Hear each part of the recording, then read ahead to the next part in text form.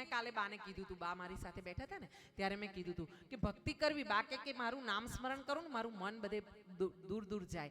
મેં કીધું કે એ ના જાય. ક્યારે ના જાય કે પહેલા તો તમારે એની ટેવ પાડવી પડે માળાની. પહેલા માળા લેવાની, માળાને લઈને પછી હરે કૃષ્ણ હરે કૃષ્ણ હરે કૃષ્ણ હરે કૃષ્ણ હરે કૃષ્ણ. હા, ધોળ માળા મણકો આવ્યો આવું નહીં કરવાનું. ધોળ માળા મણકો આવ્યો ભગાડવાનું નહીં. હરે કૃષ્ણ હરે કૃષ્ણ હરે કૃષ્ણ રામ રામ રામ રામ રામ રામ આવું નહીં કરવાનું. રામ રામ રામ રામ આવી રીતે બોલવાનું. ધીરે ધીરે મન એવું શાંત થતું જાય, ઠરતું જાય.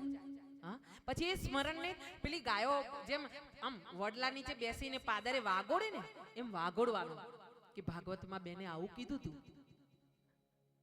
એ વાગોડવાનું. વાગોડીને આપણે જો આપણા લાયકાત વાળા કોઈ આપણા નજીકમાં હોય ને એને વાત કરવાની.